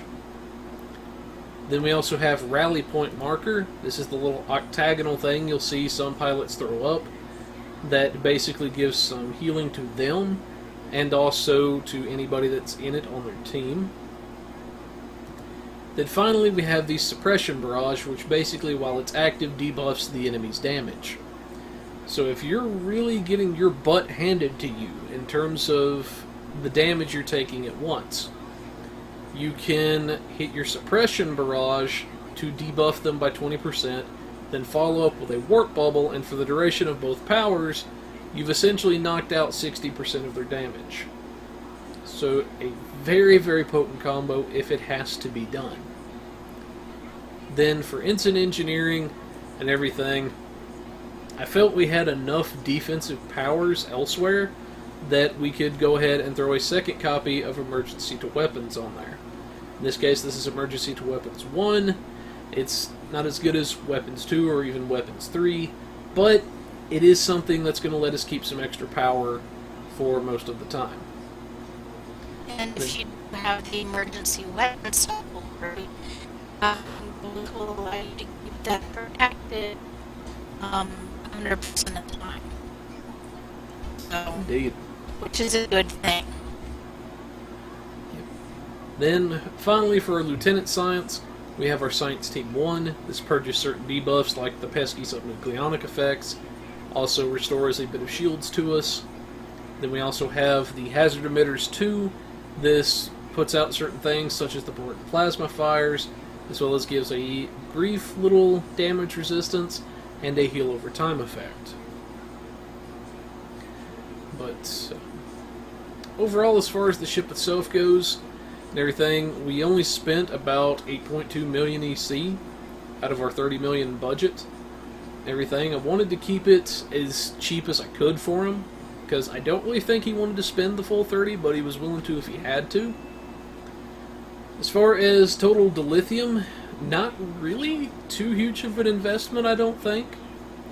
Only 32,500 dilithium. That gets us 2 reputation consoles and one of our restorative particle focusers from the lab. And then we also have the 5,000 fleet credit cost for the restorative particle focuser. Overall build time, you're looking at about 5 days. That's assuming that only one tune is refining dilithium. Otherwise, you could do it in a lot quicker time. But it's pretty much our budget build for the evening and everything. Any questions or thoughts, anybody? I will say, even though, devices are personal preference, since we got the Phoenix prize pack around, some people can go for the red matter capacitor. That's a bonus that you can get. Or a little thing I've been playing around with, which is the vanity combat fight, not vanity, the combat fighters that you can get from Phoenix prize pack. They give you, if you're Federation character, as we're going with this Resolute, they give you a group of Peregrine fighters that have 10 charges to them, but they add 3 fighters to helping out. I know the Resolute's not a carrier, but the little bit of extra things for the enemy to shoot at always gets the enemy off of you for a little bit, even if it's not going to be major, a major damage absorber or an actual thing that's going to get aggroed. So. There's also the reactive armor list. That's a device acts like a battery. From one of the missions. I can't remember which one now. From one of the missions, and then you craft it after you've done the mission to unlock it. And we'll look up which mission and note that. That's the device. Also, Jevite armor, which is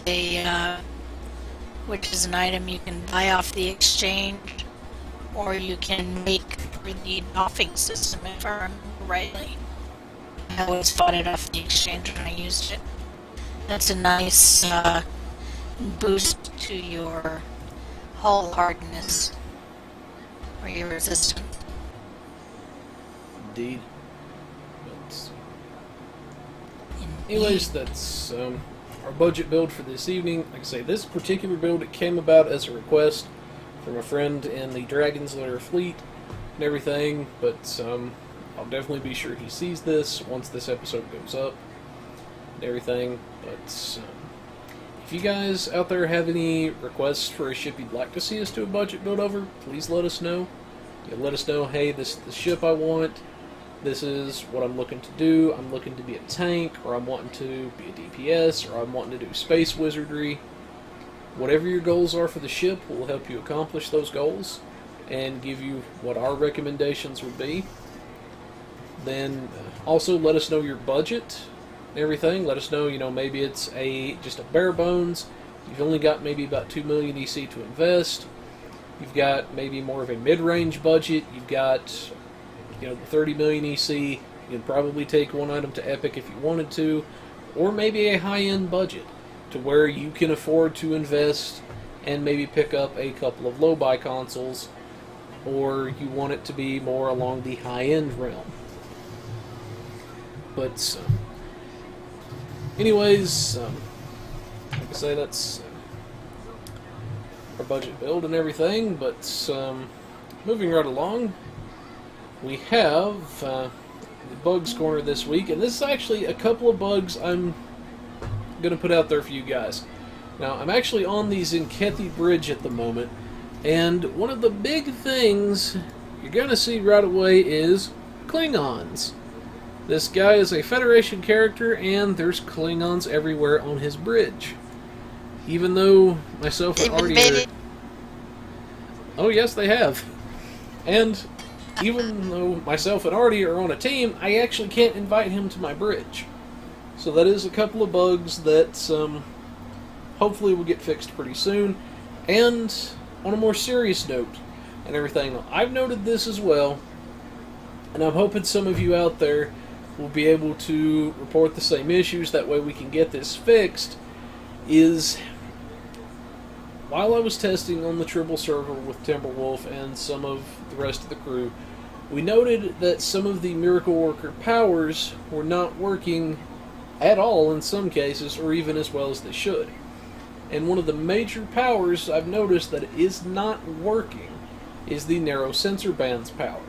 No matter what rank you have and everything, even if you're like right up on the target to where you should be getting maximum damage, it gives you nothing. It'll pop up for a split second, then the bonus will disappear. So it does appear that in some cases a few bugs did carry over from Tribble, but like Bordicus said, he wasn't able to get everything before launch, so please, any bugs you do see with this new stuff, let them know. Just come onto the forums, say, hey, this is what's up, this is what I'm seeing. If you can get screenshots and video, that's even better. But yeah, that is one thing we do want to stress. Like I say, they don't like stuff being bugged out any more than we do and everything. Even if it is frustrating, do give constructive criticism. Say, hey, this is what's up, that sort of thing. If you know my tag in game, or if you know one of these guys, feel free to let them know. They'll pass it along to me. I'll see to it that the devs get it and everything. But yeah. Yes. I usually do first video and I label it Chris, I broke it, and then the bug. Yeah. But anyway, like I said, that's pretty much it for the Bugs Corner. Like I say, this is something I'm asking you guys to help me on, because the more people we can get to report these bugs and different things like this, hopefully the sooner the devs are able to maybe glean something from, say, they may notice one thing in my video, and then they may notice something in, say, a video Artie puts up, because maybe he shot at a different angle that I did, or maybe he was using a power combination that I didn't. But anyways, that's pretty much what we've got for the Bugs Corner this week and everything. And but we're going to have the Teacher's Corner video and everything. I don't think it's quite ready just yet, but no, it is not. And I'm going to tell our viewers a little thing. So when we started recording, the video had an hour and 38 minutes left remaining on the upload. So during the course of this recording, the time remaining went up to 1 hour and 44 minutes, and is now back down to 1 hour and 36 minutes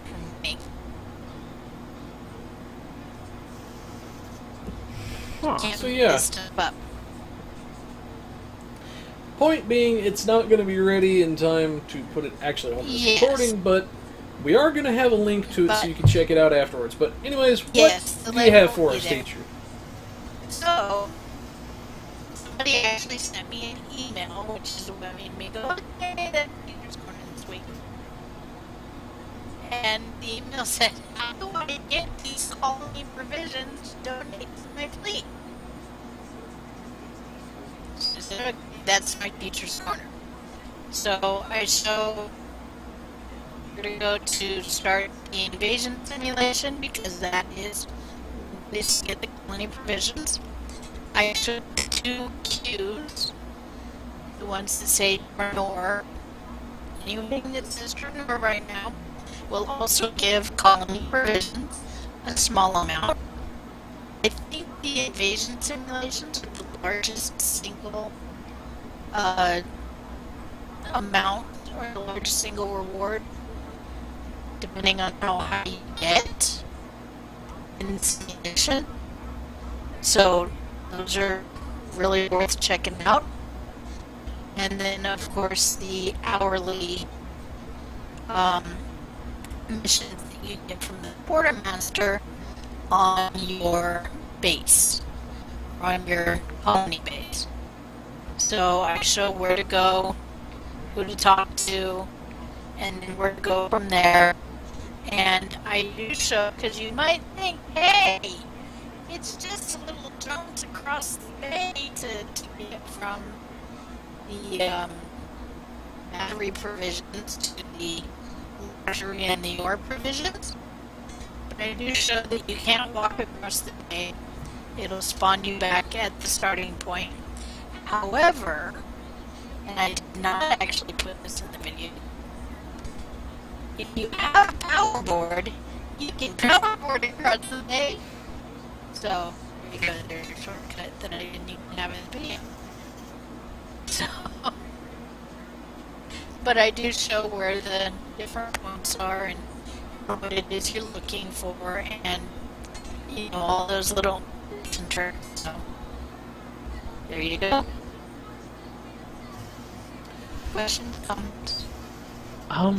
I'll be honest, I had no idea you could actually powerboard. That, as everyone realized earlier in this video, it was such a great revelation that I might as well have seen the second coming at that point. In my defense, I thought I told him. I seriously thought I told him whenever I was reading one of the blogs on the new holding. Nope. From Mordecus and everybody. I found out from one of the lives. Well, then they mentioned they did it. So, yeah, that's how I found out. But anyway, we've come up on our final segment of the evening, and we have the RP Corner with Artie. What have you got for us this week, dude? Alright, so, I have slightly a special, how-to, this time. In short, I decided to go with, some groups want to make specific, RP centralized things, Some people may want to have them and their friends be a crew of a starbase, or some specific ship or whatever. Well, I took that and went, what if these group of friends want to be part of a carrier group? Fighters, small craft, maybe one hell of a Jupiter ship, a Jupiter carrier. That sort of stuff. And went, well, how would they piece it all together? Well, here's a more or less simple and very fluid guide to help you out. Well, to start off, if the group wants to do a carrier RP, they would have to understand which positions they can go with. If they really want to just like them, or the players are all pilots and all that, then they can just focus on that and have the actual carrier just be a NPC basically in their story. Like one of the players is the squadron commander, another one's the XO, and they're all wing wing partners all the way, wherever to how many players there are. Or you can do the flip side and have one of them be the captain of the carrier, another one being the XO, someone being the air wing controller, commanding all the squadrons to do whatever, another person being the tactical officer, someone being the pilot, the helm officer, because, carriers gotta move. But then, there's always, it has to stay, fluid. Not everyone wants to go with the whole one way or the other. So there is a bit of the flowy, in-between zone. If you have a large enough group, there are times that you can have, the mix of the two. Some people being the squadron, some people being part of the ship's crew, the carrier crew. And even then, if you're part of the carrier crew, you don't have to be the captain, really. That could still be an NPC. You can be the flight deck crew, the guys that repair and refuel the fighters on the deck and all that. Or you can be Joe Schmo security officer, helping out with the pilots when they're doing missions that don't require, actual fighters, like they're on a planet or something. Or, anything of that nature. You can always mix and mash.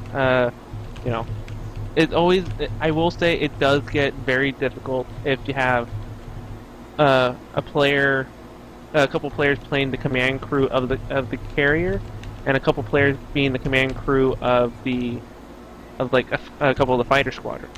Because if you have, say, 4 characters all being heads of 4 different squadrons, and then a couple people being the captain, the executive officer, and so on of the carrier, you will get you would be butting heads a little bit, as well as you would go, you NPC, go do this thing, and the RP really just stops there because you just told a non-playable character to go do your job.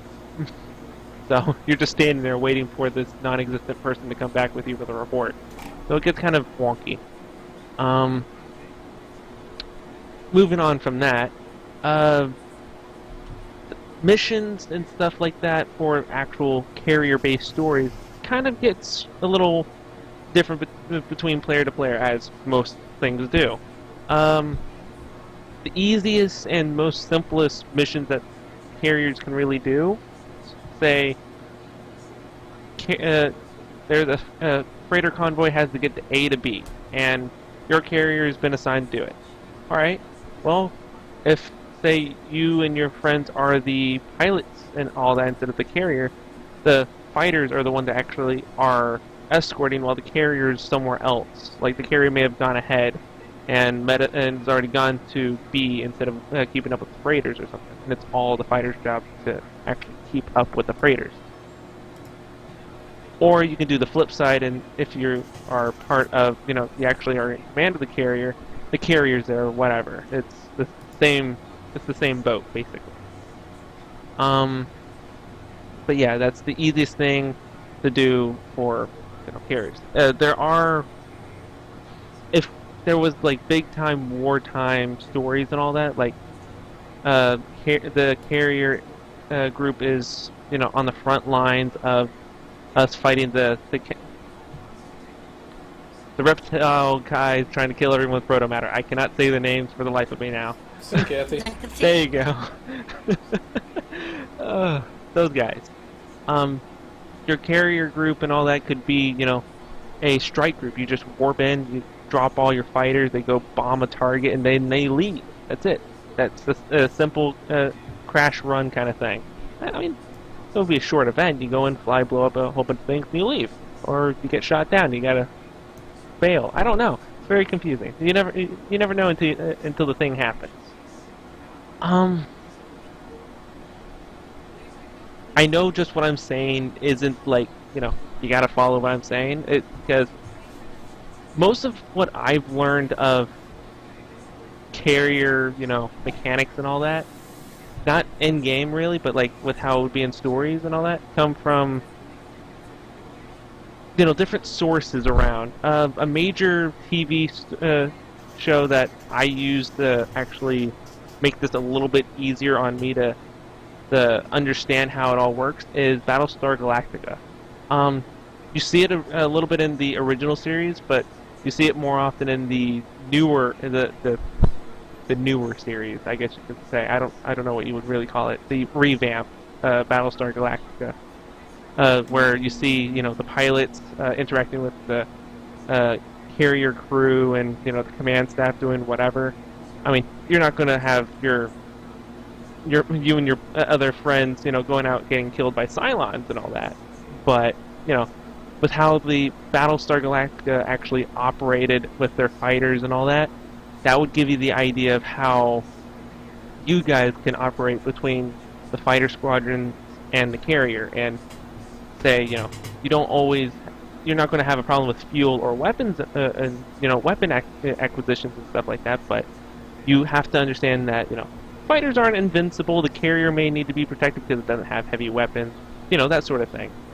There's always the little push, the push here and the tug there and all sorts of stuff. So it's a little bit fluid on that part. That's more or less the end of that how-to. I know it seemed kind of out there and completely, bonkers, but that's more or less it. What are your thoughts?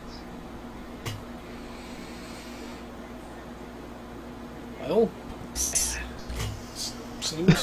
pretty well thought out. To be honest with you, I hadn't really considered a full-on carrier team type of deal, but it gives me a good place to start with it. Oh yeah. Yeah, I hadn't either, and it's interesting how many different ways that you guys have figured out how to enjoy the game. I think is what I'm going to say. The different paths you can take for your role playing. Right. I can say from personal experience, I have been a part of a similar group like this, a part of a carrier. It wasn't really, like a Jupiter. It was a Kira, a heavy escort carrier.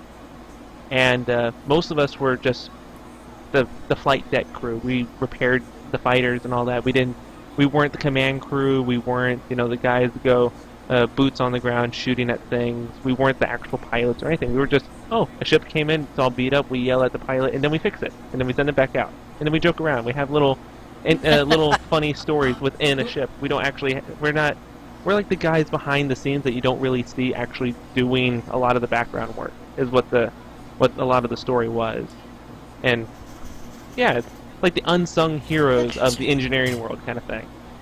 So. Yeah. But interesting. Basically, to finish off on the RP corner, if anyone has a suggestion of anything RP related, vanity stuff, or whatever you want to get to know me better on how I understand RP, send me an in-game mail at Omega Icarus. You could totally find me wherever, or talk to these two guys, or basically anyone that I don't know. If nobody doesn't know me. I don't know. You'll figure it out.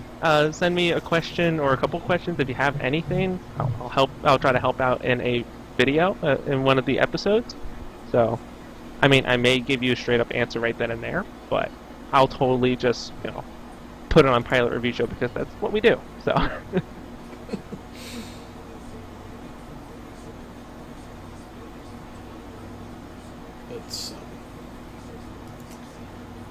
Anyways, I believe that's pretty much what we've got for this evening. Everything for this particular episode. We've ran quite a bit longer than we normally do and everything. Like I said, there was a lot to go over with, especially with the new season and everything. We're a little over 2 hours at the time we're wrapping this up. But really quickly, in case anybody is curious as to what the Zenkethi Bridge looks like, I might as well show that off. I mean, we're already running late. Of course. But you can kind of see here, back here is where the account bank is. You can see where the small craft selector would be. Back here is the big meeting room that's... It's sized for the Zenkethi, obviously. Yep, definitely sized for those guys, but... like I say, it looks like a pretty well done interior. Like I say, there are some bugs with it that need to be ironed out. But overall, I'm satisfied with my battle cruiser and everything. Now it's just finding that one build and everything to actually get it to work like I want. But anyways, folks, like I said, that's our episode for this week and everything. If you've got any budget builds you'd like to see us do, like I was saying earlier, let us know. Tell us, this is the ship I want, this is kind of what I'm looking for. I want to be a space wizard, I want to be a tank, I want to deal damage, and let us know what your goals are with the ship. Let us know what kind of a budget you have. Maybe it's just a bare bones, you don't really have a lot, you just want to get something that works, or maybe it's a higher end budget and everything, because we can work with pretty much any budget.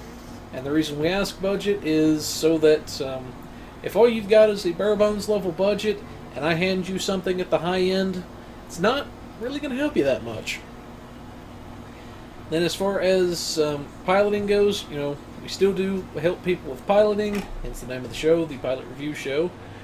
But if you'd like help with your piloting, you think your build's solid, but you think you could pull out just a little bit more if you pilot a little bit better, maybe there's just that one little kink in your flying style you want to iron out, feel free, send us a clip or something, and we'll see what we can't do to help you in that department.